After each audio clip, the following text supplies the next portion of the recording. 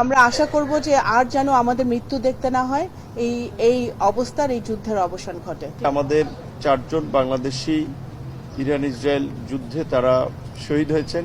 বিশেষ করে আমাদের বাহরাইনে একজন, সংযুক্ত আরব আমিরাতের দুবাইয়ে একজন এবং সৌদি আরবে 2 জন।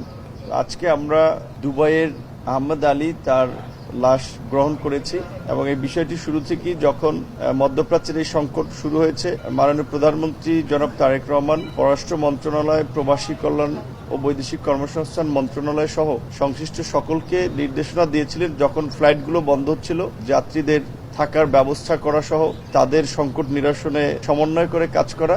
এবং আজকেও আমরা দুজন নিহতদের পরিবারের সাথে কথা বলেছি। বাচ্চু মিয়ার পরিবার, টাঙ্গাইলের যিনি মারা গিয়েছেন, আমাদের মাননীয় পররাষ্ট্র প্রতিমন্ত্রী শামা ওবায়দ, তিনি তার পরিবারের সাথে কথা বলেছেন।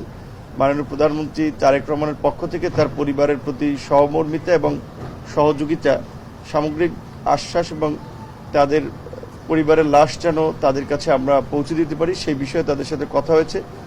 কিশোরগঞ্জের যিনি মারা গিয়েছেন তার সাথেও আমরা কথা বলেছি এবং আমাদের যারা আহত আছেন, এ পর্যন্ত আমাদের কাছে যে তথ্য আছে প্রায় 14 জনের মতো আহত আছেন।